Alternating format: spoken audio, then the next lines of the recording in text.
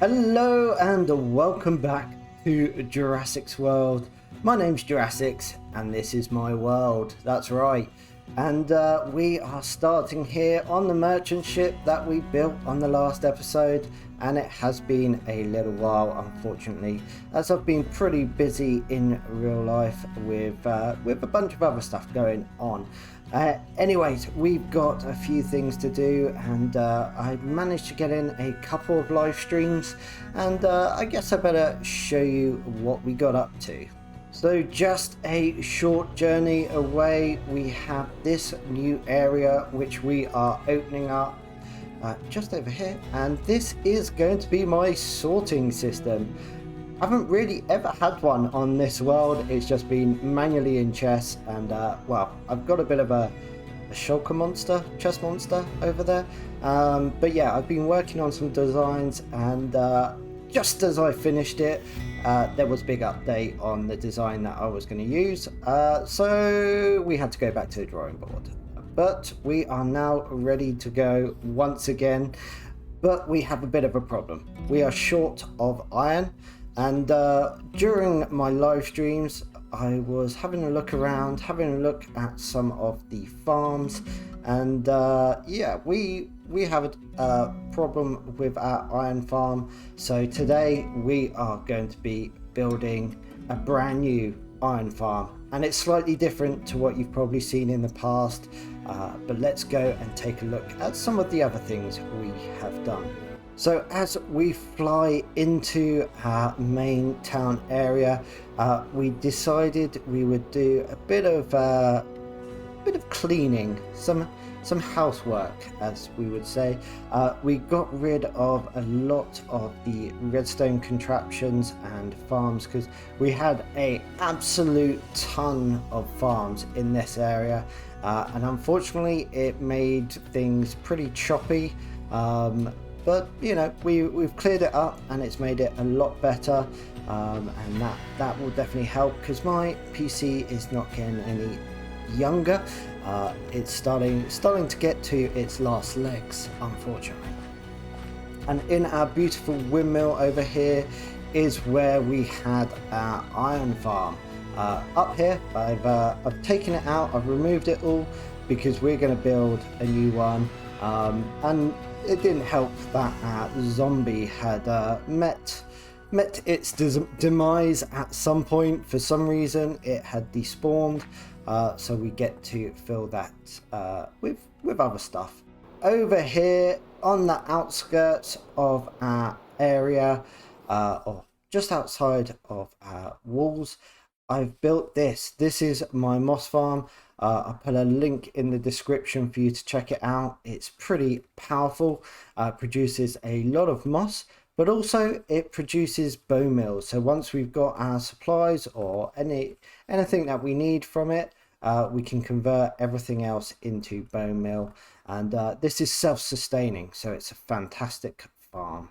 So down here in our little industrial area, unfortunately, we had to take out a load of the farms just to alleviate some of that stress on my computer.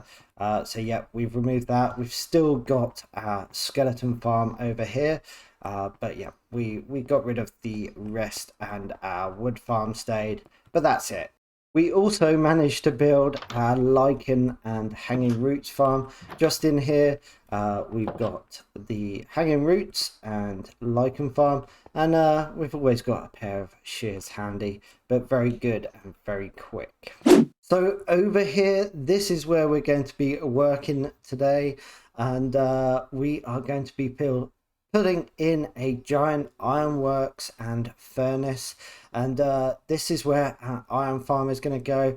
We're also going to have a lava farm, a super smelter, and we'll also put in some villagers over here for trading, but this will be a really cool build. I've been doing the framework in creative, so I guess what we need to do now is build ourselves a beacon.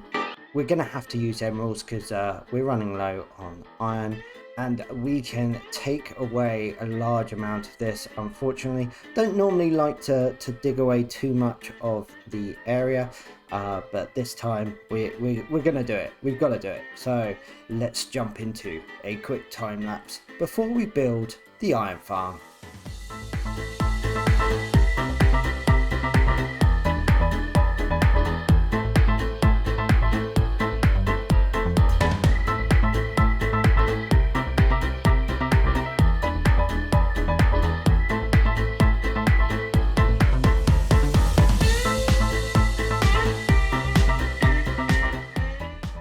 So we've successfully dug out our little area, I guess.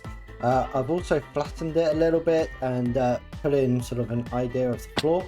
And over here is where we are going to put our iron farm out. And I've already got this guy and Jerry. Jerry escaped our villager breeder. So we can't breed anymore over there, but that's not a problem. So this is the size of the chimney or the iron farm that we're going to have. We're going to have 2 zombies over here, and we're going to have a bunch of villagers in each corner who can then spawn in our iron golems. So I guess we need to start breeding up these guys, and we'll do it in here because they can't escape. And then as I build up the iron farm, I'll bring you back and let you know what's going on and why we're doing it. Is that okay with you guys? Hey, is that okay with you? Guess so. Cool. We'll be back in just a moment. Okay, so we've got So we've got some progress. We've got plenty of these pesky little villagers being bred, and they're doing pretty well. So I think we've got 6 in total, so we need 6 more, which is good. Already got an iron golem. That's from their communication thing, rather than them being scared of zombie, which is how we're going to do this moving forward. And then up here we've got our little box, so this is where we're going to get our golems to spawn eventually. So we've got alternating blocks of soul sand and shroomlight with glass in the corner, so that if to stop a golem from spawning in the corner, they'll get trapped up here. And if I didn't say, this is based on, well, this is Mine the Fab design, and I think it's fantastic. We can get them going up and we can have like a fire on top, so that's why I wanted this one in particular. So what we need to do, we're going to put some glass panes all the way up here, and then our kill chamber will be at the top here. So we're going to use the soul sand to push our iron golems all the way to the top, because they'll be able to spawn on the shroomlight and they'll get caught, or their hitbox will get caught in the soul sand, which will push them up, and then we'll be able to dispose of them at the top. We'll need to spawn-proof the floor using slabs, and then we've got to get 2 zombies in here somehow. Probably once we've got all the villagers locked in their little cages, we can get the zombies into those 2 little sections. So I'm gonna jump forward a little bit, get the water in, get the glass panes, and start on our killing chamber up there. And hopefully by that time we should see our villagers have a few more bread. Oh, a poppy, thank you. So we've now got our kill chamber in place. We've got our glass panes. So as you can see, we've got our collection of hoppers around here. We've just got 1 chest for the moment, and we've gone up 3 walls, or 3 blocks high of walls around this center bit, and then we've got the scaffolding to form our platform. And on Mine the Fab, he has a lava blade. I'm actually going to see if it will still work and we don't lose any iron by having this whole top topped off with lava, and then that way when the chimney's built, it will actually look like it's burning things from time to time, which will look really cool in this area, I think. And we seem to be getting more and more villagers, so that's pretty cool. But now we need to build up, or get this functioning, basically we need to put the water in, and that's a bit tricky. So let me go get a few more bits and then we'll go into the top here and I'll show you how it's done. So what we need to do now is waterlog each one of these. So we're just gonna come along and hopefully this all works. Pretty much used up the last of my iron to make a bunch of buckets, and we need to restock our water. Okay, now we have waterlogged these. We just need to break some of these out. And there we go, we can see down there. And we'll grab some kelp and then we'll bone meal and get this growing up. So I've got my water breathing potion, so now we can just come down here, no worries whatsoever, and probably actually the easiest thing to do is to do that. There we go. So if we place a kelp there, bone meal, done, and we just do this on all of them, working from the outside in.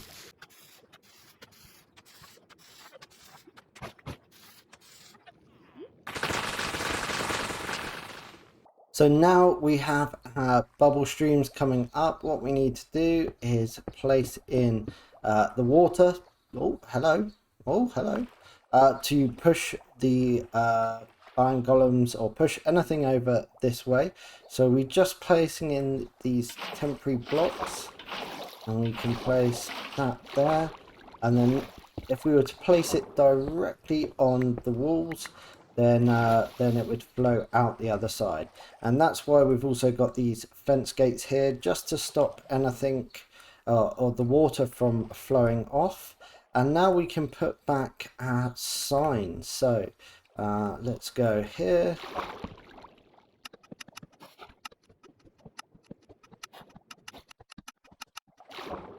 There we go, we've got all of our signs in, which then should allow us to put in the lava blade. Okay, I've placed our blocks so we can place the lava there. Now let's just see what happens. Okay. Yeah. Oh no, didn't like that. Oh, I didn't accidentally, or I don't think I accidentally placed it. Oh. Good job I took my fire resistant potion. Okay. And that's fine because most golems will burn up. Oh, there we go. We got up. You know what we could do is we could... let's go. Place that there. And then if we go... Oh, this is weird. There we go. Right. Okay, we got out. We did it. If everything goes to plan, that means that as the iron golems come flying up, they'll start burning, and we can see this from somewhere around, and it looks like it's actually being used and working all of the time. So that's pretty cool. I think that is pretty much the iron farm done. Now, just a note, this is smaller than Mine the Fab's design. The reason is I wanted it smaller to fit inside our chimney, but it still seems to have good rates. And now, oh, they got stuck. Silly blighters. Now we just need to see if we can get everyone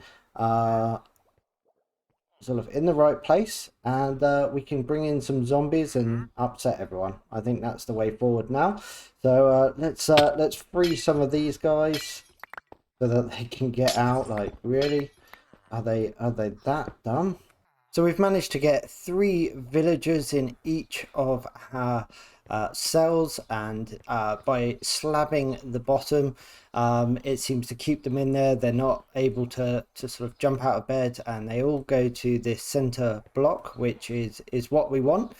So now we need to get the zombies in, and actually we've already had a few golems spawn in with the gossip mechanic. So we may see a few more, but let's get the zombie in, or both zombies in, and we will see this really take off. Well, that turned out to be extremely easy. We've got 2 zombies in now. I've silenced everyone so we won't get too much noise from down here, but we may need to keep an eye and make sure nothing despawns or anything happens. But it does seem like our farm is now working. Oh, look at that. That is a absolutely beautiful sight to see. And well, there's two died there. Oh, another one straight in. So already, wow, this is really going to keep us going. And as we build this little area up, we can keep it running. I've already put in place the redstone to turn this off. In Mine the Fab's original design, there's also a way to turn it off with iron golems being sent up, so they think that there's an iron golem spawned, but we're going to do it this way. This way seems a little bit more compact and a little bit more easy. You know, we can just turn it off by squashing their heads down and stopping the line of sight to each of these cells. So I've been doing some work to clear up this area, get some materials for the building, put in the foundations for where these buildings are going to go, and just make it a bit tidier. And already we have a lot of iron. This farm is producing so much. It's pretty cool, pretty awesome how fast. Yep, there we go, even more. So I am super happy. Even with this condensed area, it is doing really well. But on that note, I did a first pass of the edit, and it seems like this video is pretty long already, so I'm going to call it there. We'll come back and do some building and put in a couple more farms on the next episode before we head over there and do the item sorting system, which I'm super keen on. But by that time we will have plenty of iron, I'm sure. So that's it for today, guys. Thank you very much, and I hope you join me next time on the next episode of Juras6x World. Bye!